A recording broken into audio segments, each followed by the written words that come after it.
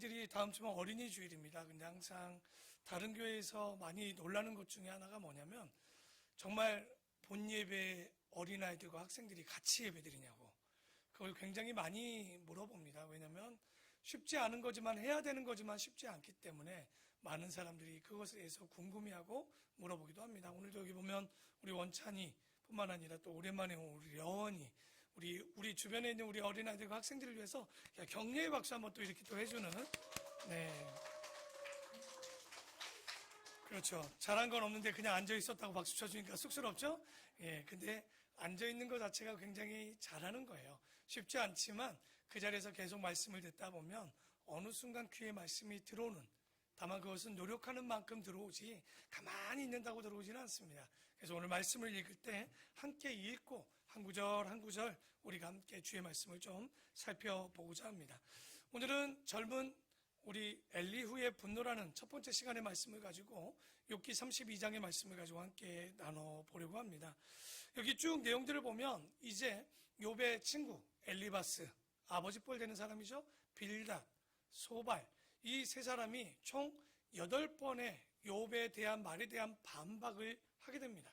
그런데 우리가 지난번에 봤지만 마지막 빌닷의 이야기는 아주 짧은 6절의 이야기로 끝나면서 더 이상 말이 연결되지 않고 이제는 자기들의 어떤 논리나 논조를 여기서 마무리하게 됩니다. 그래서 그 주변에 3명밖에 친구가 없는 줄 알았지만 오늘 보면 32장에 보면 누가 화를 내다 이렇게 되어 있냐면 엘리후라는 사람이 한 명이 더 있었던 거예요. 다만 나이가 어리다 보니 자기의 선배 같은 친구분들 3분이 이야기하는 동안 옆에서 그림자와 같이 말하지 않고 그 옆을 지키고 있었는데, 그러면 이 사람이 얼마나 나이가 어리기 때문에 이렇게 말을 안 했는가? 성경에는 나이에 대한 이야기는 하지는 않습니다. 다만 오늘 4절에도 조금 그 빌미를 주는 이야기가 좀 내용이 있지만 그 내용들을 살펴보면 일단은 우리가 알듯이 엘리바스는 욥의 아버지 뻘 됩니다. 빌닷은요 욥의 형쯤 되는 나이입니다. 그리고 소발은 욥의 아마 자녀나 어쨌든 동생 정도 된다고 보시면 될 것 같아요. 그리고 오늘 마지막 보는 엘리후는 자녀 정도 되는, 그러니까 어떻게 보면 나이대가 나이 아주 많은 할아버지부터 중년부터 젊은이부터 어린 친구까지 총 4명의 친구가 이렇게 이야기를 하고 있는 거예요. 근데 참 이 놀라운 것이 뭐냐면 이런 극적인 모습을 위해서 하나님께서 정말 준비해 주신 것 아닌가. 왜냐하면 욥의 징계를 보는 눈에 4가지 시선을 본 거죠. 나이 드신 분들과 중년과 청년과 젊은이의 눈으로 욥을 봤을 때 우리가 이제 못 오신 분들이 있었으니까 욥이 어떤 일을 당합니까? 하루아침에 자기의 자녀들이 82명 다 죽게 되고 또한 거기다가 자기가 가진 재산을 다 날리게 되고 부인은 와서 그래 그 하나님이나 저주하고 죽으라고 얘기를 하지 않나. 그리고 마지막으로는 그에게 몸에 거의 피부병이 상피병이라고 하는 나병과 같은 오음과 같은 너무 근지러워서 얼마나 간지러운지 기와장으로 긁어도 시원치 않아서 피가 나는데 그래야 좀 시원한다 싶으면 다시 딱지가 있고 또 긁어도 또 다시 피가 흐르고 이런 일들이 반복되는 가운데 친구들이 와서 계속적으로 이야기하고 있는, 그러니까 그런 장면을 보고 있는 친구들은 뭐라고 얘기했냐? 엘리바스나 빌닷과 소발의 전체적인 내용은 저게 분명히 원인이 있기 때문에 결과가 있다. 그래서 엘리바스 같은 경우는 저건 징계다. 저의 죄가 있기 때문에 징계라고 받고 빌닷 같은 경우는 저거 하나님의 심판이라고 얘기합니다. 소발은 당연히 저 사람이 죄가 있기 때문에 저렇게 또 징계를 당한다라고 어떻게 보면 셋 다 뭐라고 얘기하고 있는 것과 같냐? 바로 욥은 죄가 있었기 때문에 그가 징계를 혹은 심판을 받는다라고 얘기합니다. 그래서 이 내용들을 쭉 살펴보면 욥은 참 마음이 힘들었겠구나. 그 친구들도 답답했겠구나. 여러분이 누군가에게 권면할 때 말을 안 들어먹으면 어때요? 마지막에서 그러죠. 에라 네 멋대로 살아라. 왜냐면 말을 해도 들어먹지를 않을 땐 결론적으로 그렇게 하는데 오늘 좀 이따 보기엔 엘리후가 그런 얘기예요. 너 그렇게 살 것 같으면 네 마음대로 끝까지 한번 심판당해봐라. 이렇게까지 이야기가 마무리됩니다. 그런데 오늘 욥기가 왜 이게 가치 있는 책이라 얘기할 수 있냐면 여러분 욥기에 보면 지금으로부터 쓰여진 거는 우리가 잘 아는 주전 6세기 정도 쓰여졌다고 봅니다. 최근에 가장 그때쯤 쓰여지지 않은가? 언제냐? 바벨론 포로기에 쓰여졌다. 그러면 지금으로부터 적어도 2500년 전의 이야기예요. 우리가 아는 호랑이가 시절의 전입니다. 그러니까 그것보다 더 옛날 얘기를 하고 있는 거예요. 그러니까 우리가 아주 옛날 얘기인데 지금 얘기처럼 보고 있지만 우리가 상상치 못하는 시간 이전의 이야기를 하고 있는데 오늘 이 이야기를 보면 왜 놀랍냐? 엘리후의 나이가 어떻게 됩니까? 보면 굉장히 어리죠. 우리가 잘 아는 엘리바스는 나이가 많고 빌닷도 나이가 많고 소발도 나이가 많음에도 그리고 욥도 나이가 많음에도 불구하고 지금 여기 보면 우리 엘리후가 그 말하는 것에 거침이 있을까요? 없을까요? 혹 읽어본 분들, 큐티하신 분들은 보지만 거침이 없이 이야기합니다. 그래서 욥기가 굉장히 가치 있는 책이에요. 왜? 토론 문화라는 것이 이미 2500년 전에 있어요. 여러분, 우리는 유교 문화에 살잖아요. 살고 있었죠. 살자가 아니라 살고 있었던 것 같아요. 옛날에 우리 어린 친구들 이런 얘기 들어본 적 있어요? 선생님의 그림자를 밟으면 안 되고 부모의 그림자를 밟으면 안 된다는 얘기. 그림자가 어딥니까? 부모가 친구인데 이제. 그렇죠? 이거 옛날 얘기예요. 저희 어렸을 때만 해도 그런 얘기 있었죠. 선생님한테 말대꾸한다? 말도 안 되는 얘기인 거예요. 부모한테 말대꾸한다? 이건 있을 수 없는 일이었어요. 뭐 그때도 하는 친구들은 있었고 사람도 있었겠지만 대부분이 그런 일들을 불효라는 걸로 우리가 정죄당하기도 했죠. 요즘 아이들도 이해해야 돼요. 왜냐면 어떤 부모님들은 무슨 대화를 할 때 안 쳐다보면 뭐라 그래? 눈 똑바로 안 봐? 그러니까 똑바로 보면 또 뭐라 그래? 어디 이게 어른 눈을 똑바로 쳐다보고 있어? 애들은 고개를 숙였다 들었다 이거 뭐 어쩌라는 얘기야 도대체? 그러니까 왜 그러냐? 우리는 유교 문화와 현대 문화 속에서 지금 굉장히 곤란한 가운데 있는 아이들이 우리 아이들이에요. 우리도 굉장히 어렵죠. 배운 건 유교 문화인데 요즘은 굉장히 자유로운 이런 어떻게 보면 한 명의 한 명의 인격체를 존중받기 전에 인격이 있기도 전에 다 존중을 해야 된다라고 배우고 있기 때문에 굉장히 어려움이 있죠. 그런데 지금으로부터 몇 년 전? 2500년 전에 토론 문화가 있었다. 이건 거기다가 자기들의 지식이나 지혜를 굉장히 그 사람들 앞에서 다 이야기할 수 있는 어떤 자리를 그리고 그 말을 인정해 줄 수 있다는 건 우리가 교회 안에서도 배워야 되는 문화 중에 저는 하나라고 보여집니다. 그래서 이 엘리후가 이런 이야기를 할 때 누구도 막지 않았고요. 그 말을 들어주고 있었는데 이게 2500년 전에 얘기라는 것 자체가 놀라운 거죠. 그러면 엘리후의 주장은 뭐였냐? 첫째, 욥이 의롭다는 거. 이건 말도 안 되는 얘기다. 두 번째, 욥의 친구들이 더 이상 욥이 무엇을 잘못했는지 얘기도 못하고 끝냈다는 거. 이것도 욥의 친구가 잘못됐다라고 제일 어린 엘리후가 친구들과 욥을 지적하고 있는 거예요.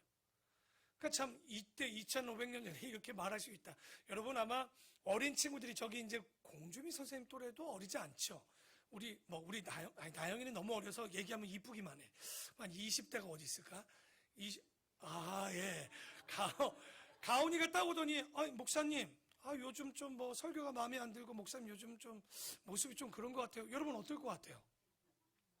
앞에선 또 되게 아량 넓은 척 하겠죠. 너무 말이 많다. 집에 가서 잠을 못 잘 거야. 저 어린 것이 지가 내가 어떻게 키웠는데. 이게 사람 마음이란 게 아량이 넓다는 게 왜 그럴까요? 저 아이가 잘못한 얘기는 아닐 거예요. 자기가 본 눈으로 목사님에 대한 좋은 사랑의 마음으로 얘기했어도 나이 든 사람은 자기 가치를 깨는 이야기를 하는 순간 용납이 되지 않습니다. 그러니까 이게 무서운 얘기를 하고 있는 거예요. 왜 토론이 되지 않는가? 나이가 들면 토론이 되지 않고 어려도 토론이 되지 않는 경우들이 있는데 우리가 보면 우리나라에서도 토론 문화라는 게 있은 지가 그렇게 오래되지 않아요. 여러분 심야 토론, 100분 토론 이런 거 한 지가 우리는 길지요. 우리 나이 때는 있겠지만 그 전에 토론이라는 것 자체가 거의 없었죠. 당연히 조선시대 왕과 신하들의 토론의 장은 있었겠지만 일반 백성들은 그런 걸 거의 갖기가 어려웠던 그런 모습들 가운데 지금 2500년 전에 얘기했다? 그런데 진짜 가슴 아픈 건 교회 안에 생각보다 토론 문화가 없습니다. 그 이유가 바로 이런 것들을 용납하고 왜? 진리는 절대 토론이 되는 게 아니에요. 예의 있는 건 토론이 되는 게 아니에요. 이거는 지키고 순종이 100% 맞는 겁니다. 그런데 그 외에 진리 아닌 것들을 이끌어 나갈 땐 여러분 짜장면이 옳아요? 짬뽕이 옳아요? 둘 다 옳아요. 그래서 짬짜면이 나온 거예요. 그렇죠. 이게 뭐냐면 이건 진리가 아니기 때문에 충분히 토론할 수 있는 거예요. 이렇게 설명을 안 하면 또 아이들이 다른 얘기를 하기 때문에 미리 제가 얘기를 하고 갑니다. 그래서 이런 묻고 답하는 말이 2500년 전에 있었다는 것이 굉장히 놀라운 사실인데, 욥기 32장에 보면 1절에 욥이 자신을 의인으로 여김으로 그 세 사람이 말을 그치니 람족속 부스 사람 바라겔의 아들 엘리후가 화를 내니 그가 욥에게 화를 내면 욥이 하나님보다 자기가 의롭다는 거, 이거 말도 안 되는 거예요. 그러니까 엘리후 입장에서 보면 아무리 자기가 잘났다고 해도 어떻게 하나님보다 더 의롭다라고 얘기할 수 있는가. 그러니까 엘리후의 논조는 이 부분이에요. 바로 욥이 요것을 잘못했다. 그러니까 욥의 얘기는 뭐였습니까? 내가 죄가 있으면 하나님 깨닫게 해주든지, 아니면 잘못이 있으면 아예 심판을 해서 죽이든지, 계속 자기가 죄가 없는데 왜 내 죄를 찾느냐라고 자꾸만 원망 아닌 불평 아닌 그 마음이 너무 몸도 아프니까 계속 하나님께 원망스럽게 이야기하는 내용들이 나왔는데, 그래서 아마 엘리후가 볼 때 욥은 이게 마음에 들지 않는 거죠. 그냥 네가 모르면 그냥 모르겠다 해야지 어떻게 하나님이 틀리다라고 얘기할 수 있겠느냐. 그래서 3절에 또 새 친구에게 화를 내는 두 번째 이유가 뭐냐면 그들이 능히 대답하지 못하면서도 욥을 정죄했다는 거야. 엘리후는 그들의 나이가 자기보다 여러 해 위임으로, 나이가 많음으로 욥에게 말하기를 뭐하고 있었다라고 지금 얘기합니까? 내 참고 있었다니까. 그러니까 지금 8번의 반박에 있는 동안 이 엘리후는 대답도 어떤 말도 하지도 나타나지도 않았던 거죠. 그런데 이 젊은 사람이 이제 어른들이 말을 그치자 자기의 이야기를 이어갑니다. 그런데 여러분, 나이가 먹는다는 건 왜 뭐가 문제입니까? 요즘 우리 젊은이들이 어른들 볼 때 좀 마음에 들고 소통이 안 될 때 뭐 같다라고 얘기해요? 야, 여기는 안 해. 일부 때는 잘 모르더라고, 그 꼰대를. 젊은 아이들이 뭐 그러죠? 야야, 라떼는 말이야, 예전에 이런 것들 못 먹어도 진짜 감사할 줄 아는데 니들은 다 줘도 감사 안 한다고. 야, 라떼는 말이야, 공부하는 게 최고 행복한 줄 알아. 근데 요즘 그러면 그런 얘기하면 애들이 뭐라 그래요? 저 진짜 꼰대다. 우리 부모님 혹은 우리 선생님 뭐 이런 은어를 사용하면서 꼰대 같다라는 얘기를 하는데, 이 꼰대의 특징이 뭐겠습니까? 잘 보면 그들의 생각과 사고가 굳어 있었기 때문에, 그러니까 자기들이 살았던 그 가치 안에 갇혀서 이것을 누가 들어오거나 혹은 이걸 깨려고 하면 굉장히 싫어하고 그것을 받아들이지 못하고 수용하지 못하는 사람들을 꼰대요, 나이 든 사람이라고 대부분 표현을 합니다. 근데 젊은 사람들의 특징은 또 뭐예요? 말은 잘 못하는데 또 감정은 이 감수성은 풍부해가지고 굉장히 많이 실수를 합니다. 하지만 이들은 사고가 유연한 거예요. 아직은 굳어있지 않기 때문에 어떤 학자들의 말이나 성경의 말이나, 그래서 여러분, 우리 아이들이 성경을 읽고 듣는 것과 나이 먹어서 듣고 읽을 때 굉장히 다를 거예요. 저 아이들은 홍해가 갈라지면 다른 부분이 궁금한데 우리는 홍해가 갈라지면 과학적으로 이해할 수가 없는 거예요. 왜? 이미 사고가 굳어져서 믿음보다는 자기의 가치와 자기의 어떤 사고가 굳어진 것 속에서 모든 사물을 보려고 한다는 거죠. 그래서 젊은이들이나 나이 든 사람이 조심해야 되는데, 젊은 사람들, 여러분, 젊은 사람들이 목회가 어렵죠. 어른들 모시고 하는 것도 어렵고 젊은 사람도 어렵겠지만 젊은 사람들이 하나 해야 되는 게 있습니다. 그게 뭐냐? 어른들이 어렵게 얻은 비싼 지혜를 탐낼 줄 알아야 돼요. 여러분, 제가 황 권사님하고 가까이 와서 배우잖아요. 그러면 저는 뭘 얻는 줄 알아요? 저분이 저를 밥 사줘서 좋은 게 아니라 60년의 인생의 가치와 지혜를 배우는 거예요. 그러니까 저 사람과 친구가 된다는 거, 저분과 친구가 되는 거, 우리 어린 친구들이 어른들과 함께 이야기를 나눌 수 있다는 건, 저런 분들은 저런 가치로 살아왔구나. 다시 말해, 내가 저렇게 살지 않아도 30년의 인생을 다 배우는 거예요. 그리고 나이 든 분들 볼 때 필요 없는 건 다 얘기 안 하거든요. 정말 중요하고 얻은 것들을 얘기하는데 젊은이들을 또 이럴 때 뭐예요? 못 알아먹죠. 그렇죠? 때가 돼야 알아먹는다. 그러면 늦는 거예요. 솔직한 얘기로 욕심을 내어서 어른들의 지혜를 얻는 거. 반대로 연세 드신 분들은 뭐를 해야 될까요? 젊은 사람들의 말에 귀를 기울일 줄 알아야 돼요. 나이가 먹으면요, 죄송합니다, 남 얘기 잘 안 들어요.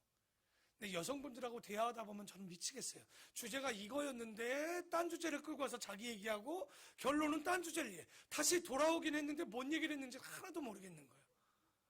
근데 이게 여자분들이 그런 줄 알 텐데 나이가 들면 남의 이야기를 잘 귀담아 듣지 못하게 되는 것 같더라고요. 그래서 나이가 들지 않으려면 항상 청종하는 자세, 귀를 여는 자세. 그런데 우리 어른들이 뭐라 그래요? 젊은 것들이 뭘 한다고? 딱 얘기 많이 할 거예요. 그러면 젊은 애들이 또 뭐라고 합니까? 어른들도 모르면서. 그게 바로 소통이 아니라 뭐로 바뀝니까? 불통이 되는 거죠. 그러니까 여기 엘리후가 대단하다고 했던 건 젊은 사람임에도 불구하고 자기 의견을 마음껏 개진하고 펼칠 수 있었다는 건 2500년 전이어도 굉장히 놀라운 거고, 지금도 이거 어려워요. 여러분 직장 안에서도 무슨 신입이 무슨 얘기를 합니까? 조금 변하지만 솔직히 아직도 변하지 못한 부분들이 그런 건데, 우리 교회만큼은 나이 들고 연세 있는 분들이 젊은 사람들의 이야기에 귀를 다 들어줘야 돼요. 일단은 다 들어주고 그런 교회와 사회가 발전할 수 있고, 젊은이들 또한 그 어른들의 말에 경청하고 순종하되 그 말에 또 여기 보면 착한 애들이 있어요. 무조건 100% 순종이야. 근데 저는 조금 달라요. 진리와 예절 안에서는 100%입니다. 그러나 진리 아닌 것들과 어떤 일들에 대해서는 충분히 의견들을 나누고 이야기하는 게 맞아요. 그러니까 착한 척하고 다 듣는 척하지만 끝내는 그것 뒤에 그러지 않거든요. 그래서 오늘 우리가 이 말들을 보면 젊은 사람들의 생각이 어른들의 생각보다 옳아야 교회도 사회도 발전합니다. 그러니까 인물이 없다는 건 뭐예요? 나이 든 사람의 생각은 보이는데 젊은 사람들의 생각이 보이지 않는 교회, 사회, 국가는요, 솔직히 미래가 없다라고 얘기합니다. 그래서 오늘 젊은이는 뭐 하라고요? 어른들의 뭐를 탐내고? 지혜를 탐내고, 어른들은 젊은이의 유연함을 배우십시오. 사고에 박혀서 이거 아니면 안 된다 라고 생각하지 마시고, 야, 그럴 수도 있구나라고 이해를 하시면 우리 여기 있는 아이들이 다 이해가 돼요. 그렇죠? 우리 꼬마 아이들 유치부까지도 충분히 그 유연함으로는 다 받아들일 수 있는 거예요. 그러니까 여러분이 그런 어른, 그런 성도, 교인들이 돼야 되는데, 6절에 보니까 부스 사람 바라겔의 아들 엘리후가 대답하여 이르되 나는 연소하고 당신들은 연로함으로 뒷전에서 나의 의견을 감히 내놓지 못하였노라. 내가 말하기를 나이가 많은 자가 말할 것이요 연륜이 많은 자가 지혜를 가르칠 것이라 하였노라. 이거 맞죠? 그러나 묻는 거예요. 사람의 속에는 영이 있고 전능자의 숨결이 사람에게 깨달음을 주시나니, 어른이라고 다 지혜로운 거 아니고 노인이라고 정의를 깨닫는 것이 아니기 때문에 그러므로 내가 말 한마디 하겠습니다. 내 말을 좀 들어주십시오. 나도 내 의견을 말하겠습니다 라고 자기의 이야기를 좀 이끌어갑니다. 보라, 나는 당신들의 말을 기다렸습니다.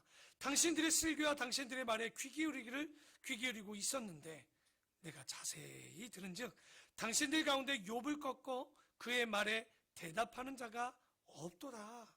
당신들이 그러니까 그때 돼서야 말하기를 우리가 진상을 파악했으나 그 욥을 추궁할 자는 우리가 아니라 하나님밖에 없구나. 왜? 말을 들어먹지 않으니 더 이상 우리는 말하지 않겠고 누구의 말을 들으라는 거예요. 하나님 말밖에 없다라고 하지만 그게 왜 그렇습니까?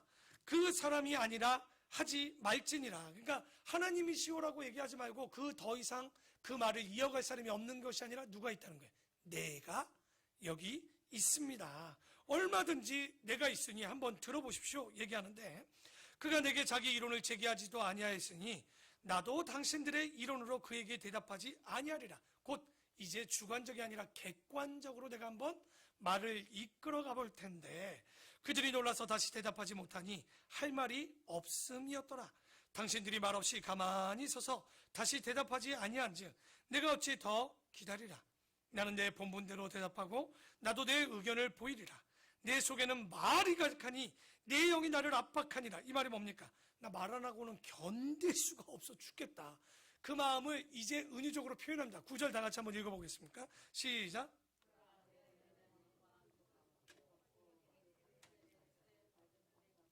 여러분 포도주 혹시 집에서 담궈보신 분들 알 거예요. 뚜껑을 빡 닫으면 어떻게 됩니까? 이해 잘 안 가죠?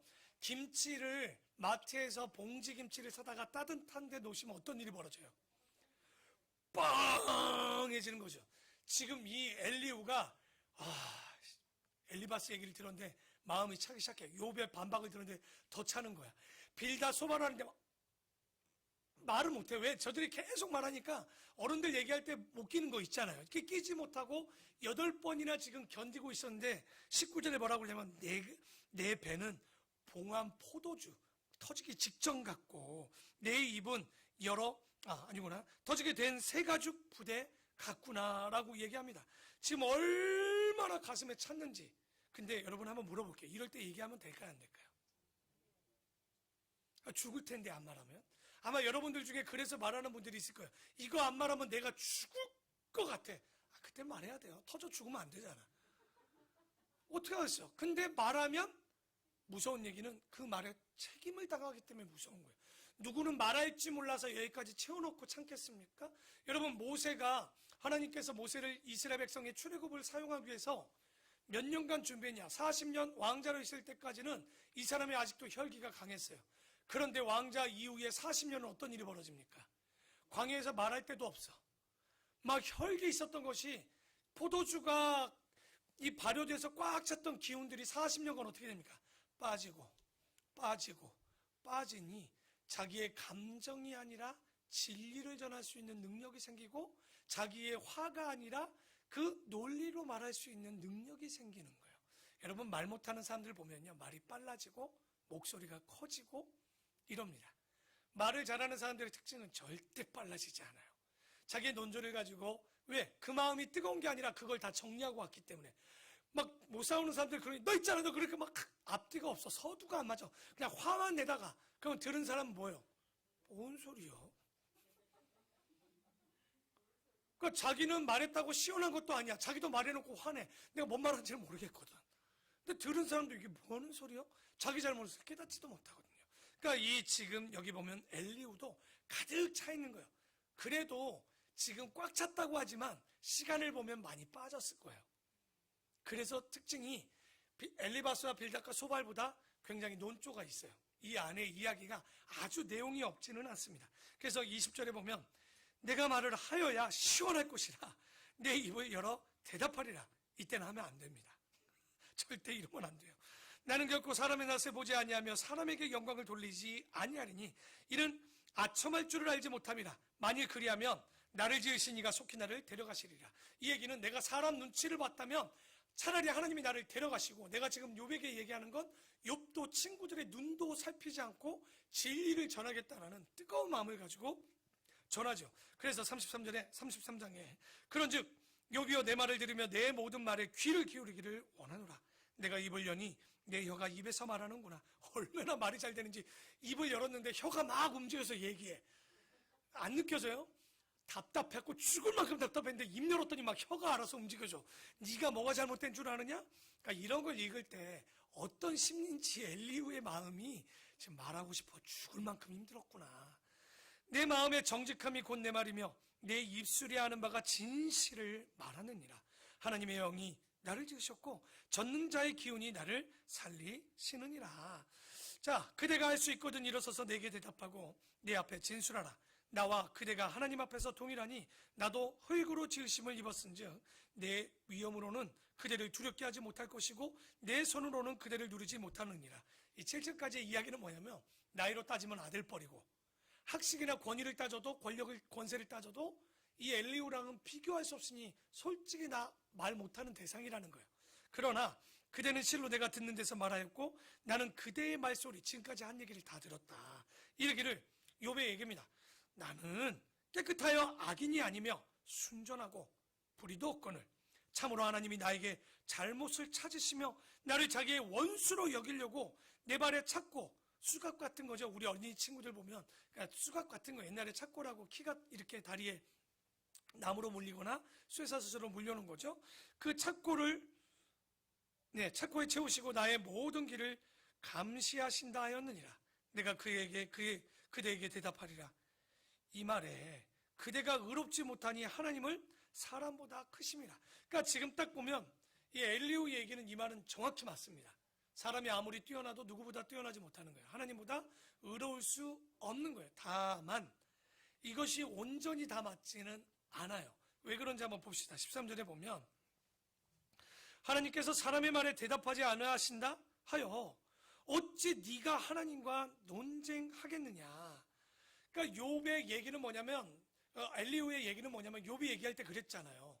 내가 죄가 있으면 죄를 찾아주시든지, 죄가 없으면 나를 죽여주시든지, 그리고 기도하면 응답해 주시든지. 그런데 어떻게 했다는 거예요? 응답하지 않으셨다라는 거예요. 그러니까 지금 이 욥은 이게 너무 답답하고 주님께 따지니까 엘리후는 그런 거야. 야, 너의 죄는 네가 알아서 회개하지. 여러분 혹시 물어볼까요? 여기 김양숙 집사님, 하나님께서 오셔서 김 집사 이번 주에 뭐 잘못했고 뭐 잘못했고 뭐 잘못했으니까 이번 주에 뭐 때린 거야 라고 얘기한 적 있으세요? 느낀 적은 있지만 그걸 하나하나 다 불러주는 일이 없지 않느냐. 쉽게 해서 네가 징계를 받거나 무슨 일이 있으면 알아서 회개해야지.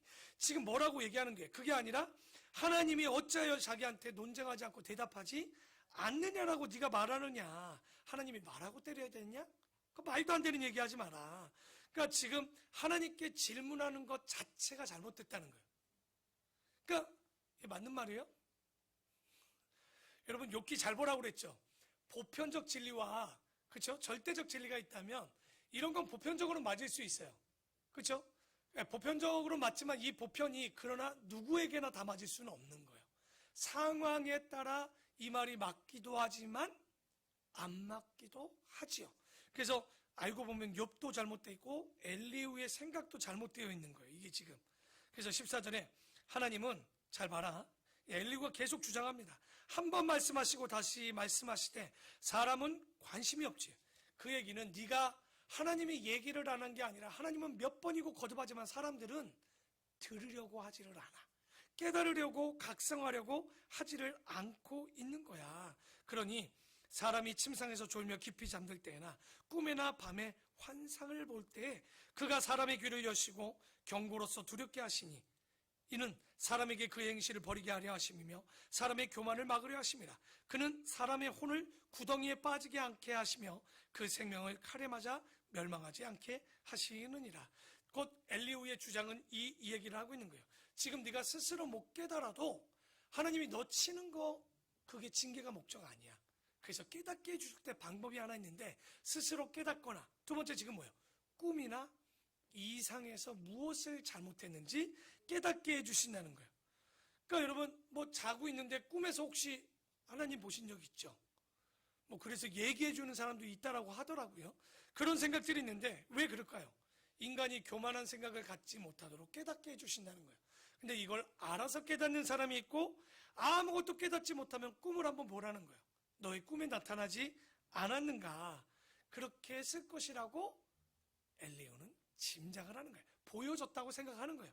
그리고 19절에 보면 혹은 사람이 병상의 고통과 뼈가 늘 쑤심에 징계를 받나니 그의 생명은 음식을 싫어할 것이고 아플 때 그의 마음은 별미도 싫어할 것이고 그의 살은 파리하여 보이지 아니하고 보이지 않던 뼈가 드러나서 그의 마음은 구덩이에 그의 생명은 멀다는 자에게 가까워지느니라.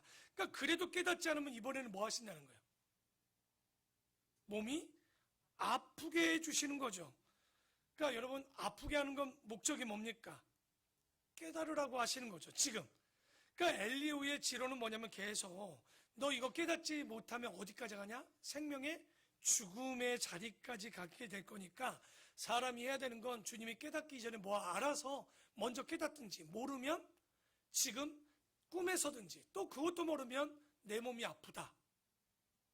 여러분들 잘 기억나잖아요. 이럴 때 맨날 하는 게 뭡니까? 내가 잘하겠다고. 맨날 서원하잖아요. 그 서원하지 말라고 그래도 병만 걸리면 하는 거 있죠. 내가 이것만 지켜주시면 꼭 교회 가서 예배 잘 드리겠다고. 근데 참 정말 옛말 틀리지 않아요? 화장실 들어갈 때와?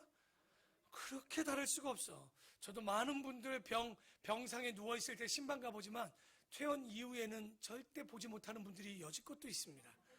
그러니까 참 이게 똑같은 거야. 그러니까 못 알아먹는 거죠. 그래서 23절에 또 얘기합니다. 그것도 못 알아먹어? 그러면 만일 1천 천사 가운데 하나가 그 사람의 중보자로 함께 있어서 그의 정당함을 보일진대 하나님이 그 사람을 불쌍히 여기사 그에게 얘기합니다. 그를 건져서 구덩이에 내려가지 않게 하라. 내가 대속물을 다시 말해 뭐냐면 그를 자유롭게 할 몸값을 치렀으니까 그를 건져내어라라고 누구를 시키는 거예요? 천사를 시켜서 보내주시겠다는 거예요. 그런즉 그 회개하고 그 이야기를 깨닫게 되면 어떻게 되냐? 그의 살이 청년보다 부드러워지고, 다시 말해 회복된다는 얘기죠. 그리고 젊음을 회복하리라. 그는 하나님께 기도함으로 하나님이 은혜를 베푸사 그로 말미암아 기뻐 외치며 하나님의 얼굴을 보게 하시고 사람에게 그의 공의를 회복시키시느니라. 그러니까 지금 이 엘리후의 얘기를 얘기하면, 너가 이 모든 것, 천사든 뭐든 회개하면 건강도 회복될 것이고, 또 뭡니까? 하나님과의 관계도 회복되게 되겠지. 그가 사람 앞에서 그러면 노래하여 이르기를, 내가 범죄하여 옳은 것을 그르쳤으나 내게 무익하였구나. 하나님이 내 영혼을 건지사 구덩이에 내려가지 않게 하셨으니 내 생명이 빛을 보겠구나 하리라. 다른 말로 이렇게 회개하고 깨달으면 뭐 하게 된다는 거예요? 간증 집회한다는 거예요. 내가 옛날에 이랬는데 깨달아서 나는 무익하고 하나님은 유익하다는 걸 이제서야 깨달았다라고 얘기하게 되는 거죠. 그러니까 이런 마음들을 우리가 알 수 있게 너가 될 것이고, 실로 하나님이 사람에게 이 모든 일을 제3만 하겠습니까? 제4 행하시겠죠. 제5, 5번이고 4번이고 3번이고 깨달을 때까지 행하심은 그들의 영혼을 구덩이에 이끌어 생명의 빛을 그들에게 비추게 하려고. 그러니까 죽는 게 심판의 목적은 아닌 게 맞아요. 징계의 목적은 돌아오는 게 목적이었다는 거예요. 혹 여러분 힘드십니까? 진짜 이 말로만 본다면 여러분이 나타나는 현상 가운데 내가 무엇이 문제인지, 뭐가 잘못됐는지, 우리가 이런 것들을 통해서 하나하나 우리를 밝히 깨달아 봐야 되는데, 욥이여 내 말을 귀담아 들으라. 잠잠하라. 내가 말하겠다. 만일 할 말이 있거든 대답해봐라.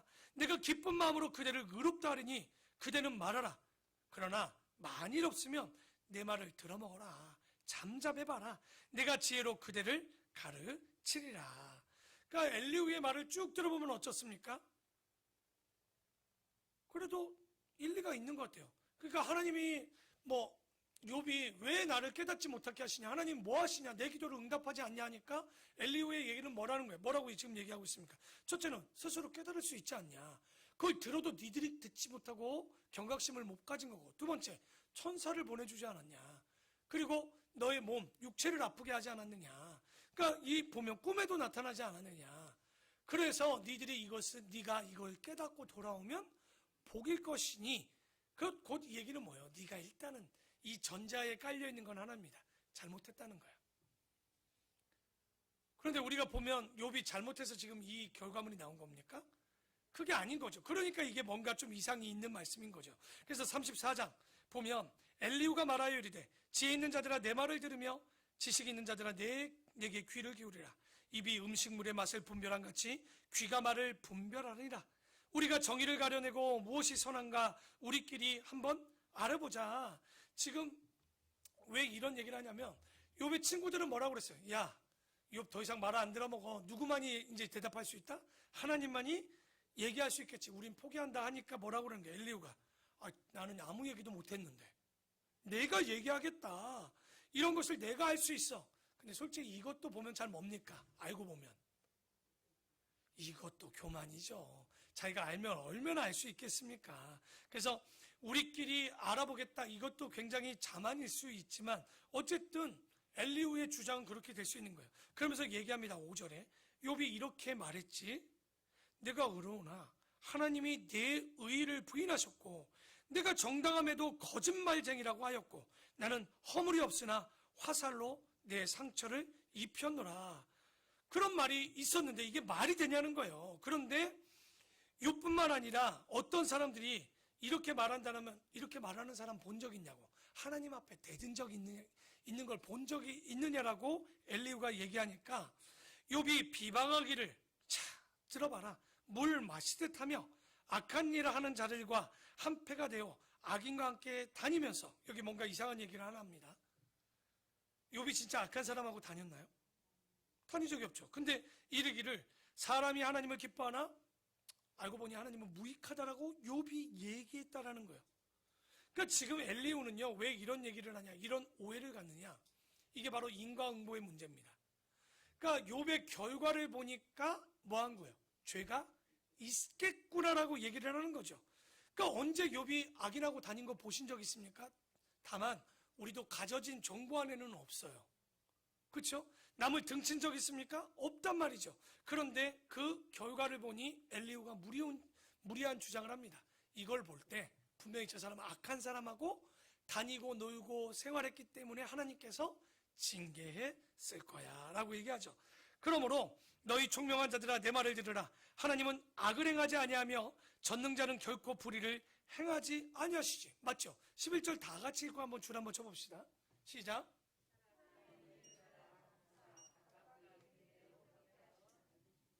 그러니까 여기 보면 여러분 11절도요 맞는 말이에요? 틀리는 말이에요? 하나님께서 마지막 때 우리의 죄에 따라서 보응하시고 심판하시는 건 맞는 말이에요. 이 말씀은 맞지만 이걸 욥에게 적용하는 건 그러니까 진리여도 이 진리가 보편적으로 모든 사람에게 통하는 진리가 있고 정말 그 사람에게 대상.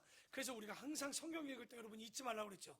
언제 어디서 누가 이 말씀이 누구에게 적용되는 말씀인지 나에게만인지 우리에게인지를 분명하게 구분할 줄 알아야 되는데 이 엘리후도 전체적인 보편적인 진리는 맞지만 이걸 지금 욥에게 들이대는 건 잘못된 말씀인 거예요. 그런데 왜 이런 결과를 유추하게 됐느냐? 지금 욥의 삶의 징계를 보니 고난을 보니 거기에 상응하는 분명히 원인이 있다라고 생각한 거예요. 여러분 학자들은 얘기합니다. 역사는요 사실일까요? 해석일까요? 사실일까요? 이 이야기는 원래 역사는 사실이지만 여러분은 지금 그 해석을 듣고 있어요. 사실만 보지 않아요. 어떤 사람이 세종대왕이 좋은 사람이 나쁜 사람이 그러면 여러분은 사실 가운데 좋게 해석하는 이야기를 많이 들었기 때문에 이 세종대왕은 성왕이고 영조도 그렇고 다 좋다고 하지만 그 사실을 다르게 또 해석하는 사람들을 들이대면 그 왕들도 실수가 많았고 잘못됐던 것들이 많다는 거예요. 그러니까 역사는요 알고 보면 우리가 사실도 있지만 해석에 입각하는 경우들이 많이 있습니다. 여러분 사람의 특징이 뭐냐? 뭐 받고 싶을까요? 칭찬도 받고 싶고 누군가가 나를 어떻게 보는지 알고 해석하는지를 듣고 싶어요. 당연히 좋은 얘기만. 나쁜 얘기는 듣고 싶지 않잖아요. 아우 쟤 왜 그래? 쟤는 왜 그래? 이런 얘기 듣기 싫죠. 근데 와 집사님 너무 신앙이 이뻐요. 이런 해석은 다 들으려고 하지만 나쁜 해석은 듣지 않으려고 하죠. 어제도 제가 이렇게 이야기 가운데 어떤 분이 그러더라고요. 어떤 교회에 제 신임, 담임 목사 제 신임이 있었대요. 그 교회가 제 신임을 하는데 담임 목사님이 10년 정도 안 되셨는데 제 신임을 했어요. 근데 성도님들하고 투표를 했어요. 담임 목사가 다시 이 교회에 담임이 돼야 되느냐 말아야 되느냐. 근데 몇 프로가 나왔냐? 96%가 나왔대요. 되게 놀랍지 않습니까? 근데 그 목사님은 힘들어했대요. 그 4%가 누굴까? 나는 그래서 그 옆에 바로 대답했어요. 나는 몇 프로면 감사할 것 같냐? 50? 아니요. 상처받죠. 51%. 과반수는 넘으면 되는 거 아닙니까? 그러니까 이 사람은 뭐냐면 목사들조차도 해석을 받고 싶은 거예요. 여러분 사람과 사람이 만나면 다 뭡니까? 어떤 사람에 대한 해석입니다. 사실을 보는 것 같지만 해석하고 싶은 게 인간의 마음인 거예요. 그러니까 그 사실을 같이 공감하고 싶어하고 나쁜 것도 공감하고 좋은 것도 공감하고 싶은 게 인간의 마음이라는 거예요. 그래서 오늘 말씀도 보지만 이 해석이라는 건 그 사실 그대로 받아들이면 좋겠지만 우리가 그러지를 못해요. 죄성 있는 인간은 항상 자기의 욕구대로 자기의 욕심대로 이끌고 싶은 게 있을 수밖에 없는데 그래서 이 지금 보면 현실을 가지고 과거를 해석하고 있는 거예요. 지금 욥이 잘못되는 현실만을 보고도 그랬기 때문에 과거에 네가 못했기 때문에 이렇게 됐다라고 해석을 해버리는 거예요. 욥의 사실과는 다르게. 그러니까 우리가 굉장히 조심해야 되는데 이게 왜 위험할까? 지금 11절 말씀은 진리입니다. 분명히 하나님은 그 죄에 대해서 인과 응보 분명하게 갚아내십니다. 정말 맞을까요? 한번 볼까요? 여러분 어떤 재판관이 사형을 때렸어요. 그 잘못한 거, 그 사형을 맞은 사람은 나쁜 사람이에요? 좋은 사람일까요? 나쁜 사람이에요. 보편적으로. 자, 묻습니다. 참수를 당한 사람이 있습니다. 그 예수님 때 예수님보다 먼저 6개월 먼저 온 세례 요한. 그가 참수를 당했어요. 다시 묻습니다. 세례 요한이 나쁜 사람이에요? 좋은 사람이에요? 아니라면서요. 나쁘니까 참수당했다면서요. 골로새서 3장 13절에 뭐라고 합니까? 나무에 달린 자마다 저주받을 자래요. 대표 인물이 한 분 계시죠? 예수님. 자, 묻습니다. 예수님은 악한 사람입니까? 선한 사람입니까? 왜요? 아니잖아요. 저주받을 자인데? 말이 안 되잖아요. 지금 그러니까 우리가 성경이나 사람을 해석할 때 얼마나 위험할 수 있는지를 제가 이야기해 드리는 거예요. 그것만 그렇습니까? 예수님의 12제자는 다 순교했어요. 못돼 먹어서. 아니죠. 나빠서 죽은 게 아니잖아요. 그런데 우리는 결과만 보고 그들이 어디 가서 이렇게 해서 죽었대라고 참소를 당했대, 그 사람이 어떻게 사형을 당했다라고 하면 나쁘다라고 바로 얘기할 수 없는 거예요. 그러니까 오늘 이 말씀에도 보면 이런 성경 안에 보면 굉장히 이런 신앙들이 많이 있어요. 우리가 조심해야 되는 게 유대인들의 신앙들 자체가 이런 우리는 유교 사상에 있지만 그들이 내려오는 전통 안에 그들의 신앙 사상도 있단 말이죠. 그게 뭐냐? 죄는 곧 뭡니까? 징계로 와요. 그러니까 그들의 머리에는 죄값이 있기 때문에 예수님 때 그런 일 있잖아요. 날 때부터 장애를 얻은 자. 그래서 제자들이 묻습니다. 저 사람은 아비의 죄 때문에 저런 겁니까? 아니면 저 사람이 죄를 지어서 저렇습니까? 아니, 태어나기 전에 무슨 죄를 지었다고? 그럼 아비 죄 때문에 그렇습니까? 예수님 뭐라고 합니까? 저는 아비의 죄도 저의 죄도 아니라 하나님의 일을 위해서 장애를 얻었다는 거예요.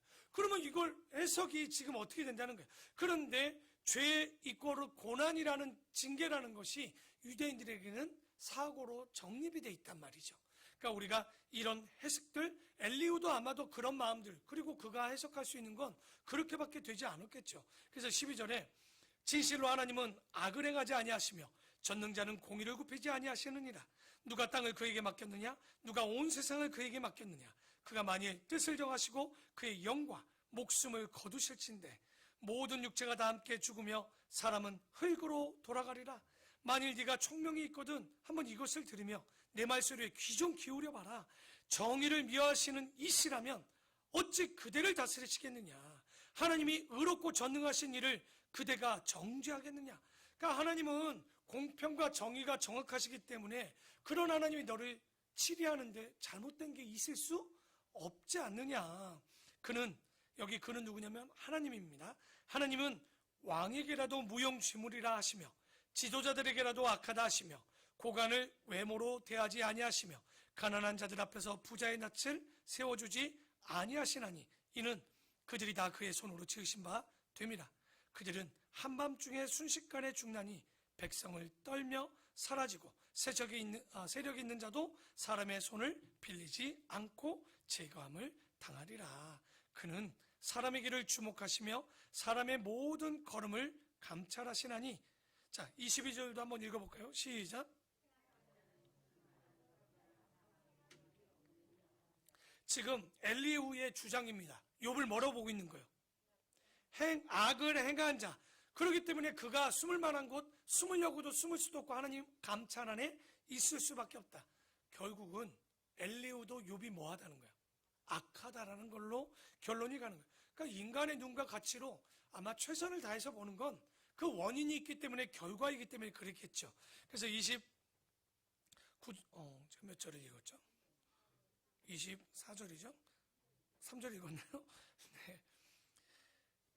세력 있는 자를 조사할 것이 없이 꺾으시고 다른 사람을 세워 그를 대신하게 하시느니라. 그러므로 하나님은 그들의 행위를 하시고 그들을 밤사이에 뒤집어 흩으시는도다.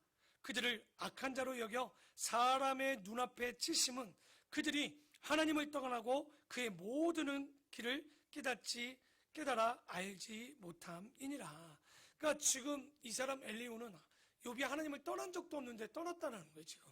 그리고 행악자라고 얘기를 하는 거예요. 하나도 안 맞죠. 주께서 침묵하신다고 누가 그를 정죄하며 그가 얼굴을 가리신다면 누가 그를 배울 수 있으랴. 그는 민족에게나 인류에게나 동일하시니 이는 경건하지 못한 자가 권세를 잡아 백성을 올가매지 못하게 하려 하심이라. 자, 욥 너 한번 이제 들어봐라. 그러니까 지금 엘리후의 주장 30절까지 보면 다 틀린 것도 하지만 다 맞지도 않아요. 그래서 이 욥기를 제대로 몇 번 안 보면요, 그냥 우리가 제일 큰 실수는 뭐였습니까? 빌닷의 말. 네, 시작은 것이라. 내 끝은 그러니까 여태껏 하나님 말씀을 알아들어 먹었는데, 그러니까 읽어보니 바로 욥을 정죄하면서 쓴 말이잖아요. 그러니까 욥기를 제대로 안 보면 이런 말씀들 갖다가 굉장히 그럴싸하게 포장할 수 있거든요. 그러니까 그렇지 않다는 거죠. 그러니까 엘리후의 말도 다 맞지 않고 욥도 다 맞지 않아요, 지금까지는. 그래서 30절에 욥에게 얘기합니다. 그대가 하나님께 아뢰기를 내가 죄를 지었사오니 다시는 범죄하지 아니하겠나이다. 내가 깨닫지 못하는 것을 내게 가르치소서. 내가 악을 행하였으나 다시는 아니하겠나이다 하였지. 이 말이 됩니까? 여러분 다시는 죄 안 짓는다라고 오늘 회개하고 오신 분들 계실 겁니다. 그럼 그 죄 안 짓습니까? 다음 주에 또 와서 또 참회기도 때 얘기할 걸. 지난주에 했던 죄 용서하여 주시옵소서. 근데 욥이 뭐라고 했냐면 내가 자신 있게 다시는 죄를 범하지 않겠다라고 얘기했는데 연약한 인간은 절대 그럴 수 없다는 거예요.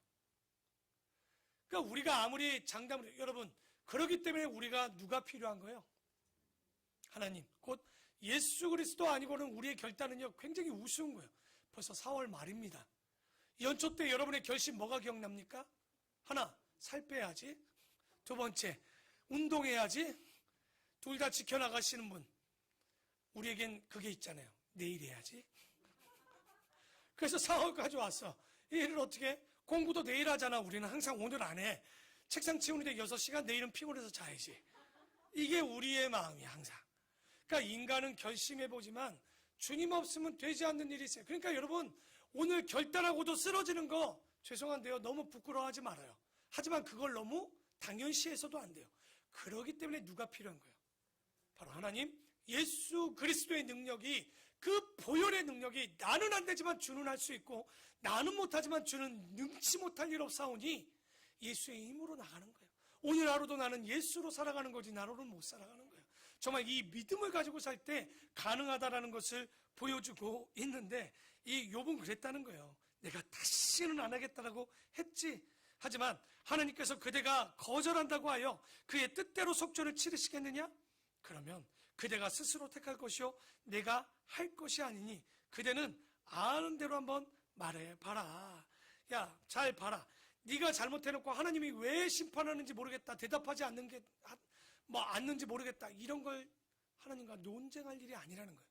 네가 뭐 했다는 거예요? 죄 지었다는 거니까 이런 논조가 맞지를 않는 거죠.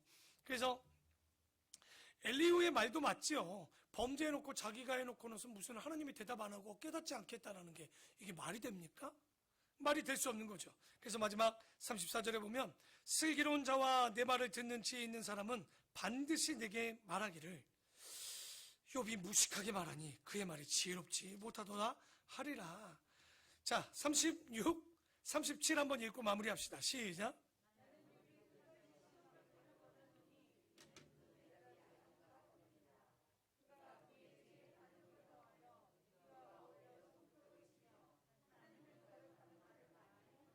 아멘.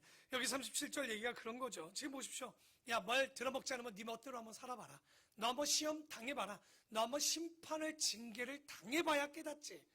많이 듣던 얘기죠. 들어먹지를 않으면, 경청하지 않으면, 결론은 저도 그래요. 솔직히 성도님들 중에 제가 막 이야기하다가 어느 순간 멈출 때가 있습니다. 왜? 이건 더 이상 말로 되지 않아. 그럼 마음으로만 그래요. 마셔봐야 깨닫지. 왜냐면 이게 되지를 않는 거예요. 그러니까 엘리후의 입장에도 욥의 주장들을 보면 말 같지도 않는 거예요. 자기가 잘못해놓고 하나님이 응답하지 않는다고 하니까 그래? 한번 맞아봐. 진탕 맞아보면 알겠지. 그래서 그가 그의 죄에 반역을 더하여 우리와 어울려 손뼉을 치며, 그러니까 그리고 하나님을 거역하는 말을 많이 했던 것을 내가 볼 수 있구나. 그러니까 우리가 죄 짓는 주제에 하나님을 비웃거나 원망하는 거, 그 말도 안 된다는 거죠.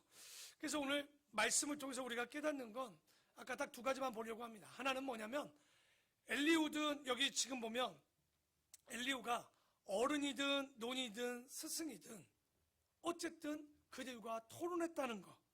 그런데 그들을 넘어서지 못하면 희망이 없는 거예요.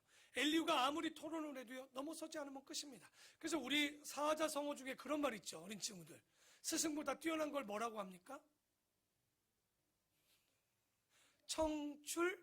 청출어람이라는 얘기를 들어봤을 거예요. 그 색깔의 진함이 더 뛰어날 수 있도록. 그러니까 여러분, 옛날에 제가 부교육자 할 때 진짜 재밌는 일이 있었어요. 어떤 부교육자가 설교를 너무 잘하는 거예요. 그 담임 목사님이 그분을 안 세워. 왜 그럴까요? 내 인기가 그한테 간다라고 생각을 하는 거예요. 그 목사님이 꼭 세워도 설교를 좀 못하는 분들을 많이 세웁니다. 그러면 어떡합니까? 담임 목사님이 이렇게 또 괜히 빛이 나는 거야. 역시 우리 목사님이야. 당연히 인간의 마음은 그러고 싶겠지만 저 또한 그럴 수 있을 거라고 생각해요. 하지만 그것보다 우리 어린 친구들, 청년들이 우리 집사님, 권사님, 그리고 안수 집사님, 목사보다 뛰어나셔야 돼요. 말씀으로 진리로 배우고 들을 줄 알고 더 뛰어날 수 있다라는 이런 데 욕심을 한번 내볼 필요성이 있지 않는가, 제 얘기가 아닙니다. 요한복음 4장 12절에 예수님이 이렇게 얘기합니다. 나를 믿는 자는 내가 하는 일을 그도 할 것이며, 그뿐은 아니죠, 또한 그보다 큰 일을 할 것이라고 얘기하시는 거예요. 그러니까 여러분, 우리가 겸손한 척 하지 마십시오. 교회 안에 겸손은요, 마음은 겸손하고 항상 일 앞에서 열심을 다하는, 이런 더 뛰어나려고 하는, 성경을 봐도 더 많이 알려고 하는 이런 욕심들을 우리가 가져본다면, 그래서 우리가 여러분, 엘리야의 제자 엘리사가 있지 않았습니까? 엘리야가 승천할 때 뭐라고 얘기합니까? 선생님, 당신의 몇 배 능력을 달라고 그래요. 갑절의 능력, 2배가 넘는 능력을 달라고 하는 욕심을 내실 줄 알아야 돼요. 배우시려고 해야 돼요. 그러니까 정말 이 어른들의 지혜를 탐낼 줄 알아야 돼요. 야, 내가 오늘 이 집사님의 생각과 이야기를 좀 들어봐야지. 야, 저 집사님은 저렇게 사셨구나. 야, 저 권사님은 이렇게 사셨구나. 여러분, 이거를 얻으면요, 진짜 애 늙은이가 될 수 있어. 어려도, 야, 어른들이 얘기하죠. 뭐라고? 제일 1번, 듣기 싫은 어린이들, 제일 듣기 싫은 1번이 있어요. 공부가 제일 쉬워.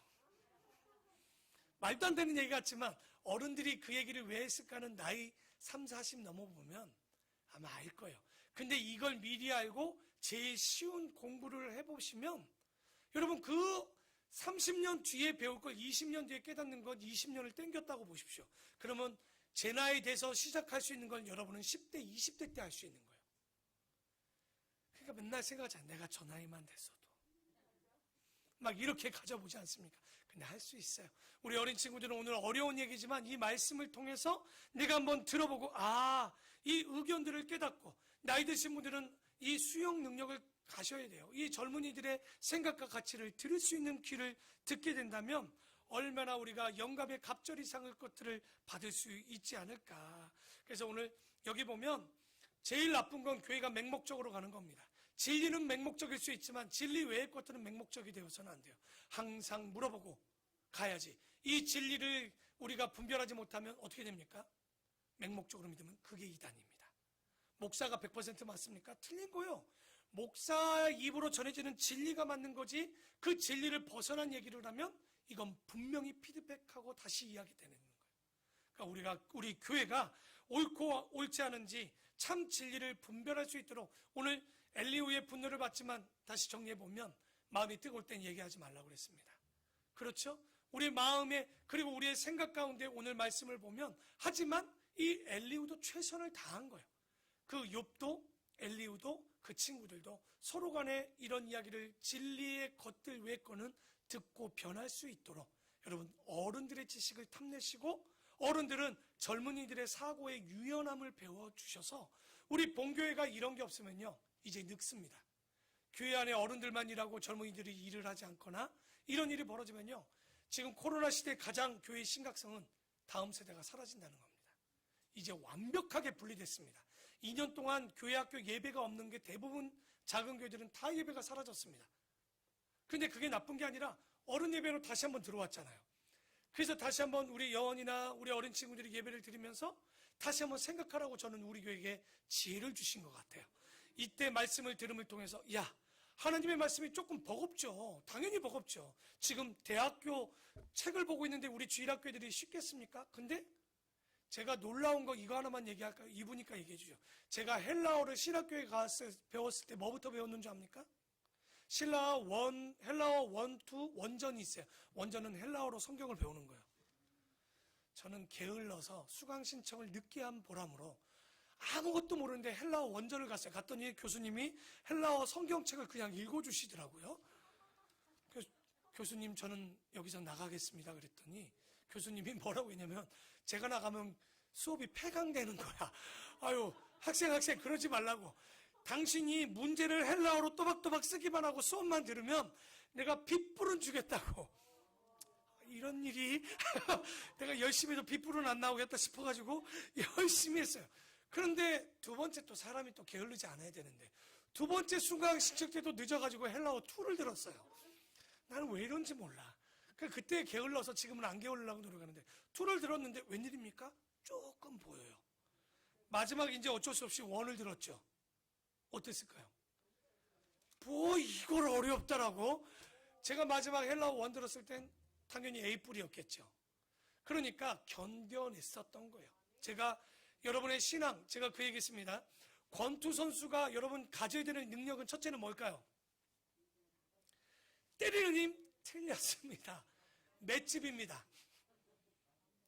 맞는 힘이 없으면 절대 때리지 못합니다. 신앙은요, 맷집입니다. 욥도 견뎌내는 거예요. 오늘 이 자리에 있는 여러분도요, 욥처럼 욥이 맷집이 좋지 않습니까? 가족을 잃어도 부인이 저주해도 자기의 병이 와도 맷집이 좋은 거예요. 오늘 이 신앙을 보면서 우리가 마지막 하나 알아야 되는 건, 하나님, 내 신앙과 내 형통함이 없이 왜 내 삶에 나는 이렇게 괴롭고 죽고 싶고 힘드냐라고 얘기하기 이전에, 주님, 나에게 맷집을 달라고 한번 기도합시다. 날라왔어. 오늘도 너무 괴롭지만 주님, 견뎌보겠습니다. 그 견딤이 있으면 제가 얘기했던 헬라어 원전이 아니라 이제 여러분 이 맷집을 통해서 신앙이 얼마나 편안하고 좋은지를 깨닫게 될 거예요. 오늘 이 어린이 친구들 말씀을 드릴 때 힘들겠지만 견뎌내십시오. 어느 순간 목사님 말씀이 너무 쉬워서, 아유, 목사님 그 지난번에 했던 얘기인데 또 하셨어요 라고 얘기할 정도로 정말 그런 실력들을 갖는 우리 성도들, 교인들이 되기를 축원합니다. 기도하겠습니다. 하나님 아버지, 감사를 드립니다. 오늘 이렇게 귀한 말씀을 주시고 엘리후의 분노를 통하여 우리가 깨닫습니다. 하지만 그 또한 분노할 수밖에 없었던 것은 그가 아는 것이 그것밖에 없었기 때문입니다. 그러기에 우리가 진리를 찾고 진리를 따르고 진리를 알아야 이 땅을 분별합니다. 주님, 이 진리를 깨닫는 분별함을 우리 성도들에게 부어 주시옵소서. 또한 이 진리 안에 거할 때 나이 들어 단단해지는 자가 아니라 진리로는 단단해지나 모든 생각의 사고의 유연함을 가져서 젊은 자들의 생각을 들을 수 있는 어른이 되게 하시고, 젊은이들은 이 어른들의 신앙과 지혜를 탐낼 수 있는 귀한 마음을 부어 주시옵소서. 그래서 아름다운 봉교회가 이 욥기를 끝냈을 때는 나도 이런 어른, 나도 이런 청년, 나도 이런 마음을 갖고자 한다라고 고백할 수 있는 믿음이 되게 하여 주시옵시고, 오늘의 욥을 통해서 배우는 건 맷집입니다. 신앙은 견디는 겁니다. 지금도 죽을 것만큼 힘들고 괴롭지만 아버지, 그들의 마음 가운데 위로하시고 진리만이, 예수 그리스도만이 힘주심을 잊지 않도록 주님 역사하여 주시옵소서. 항상 주를 따르는 우리 모든 성도님들 되기를 소망하며 예수님의 이름으로 기도드립니다.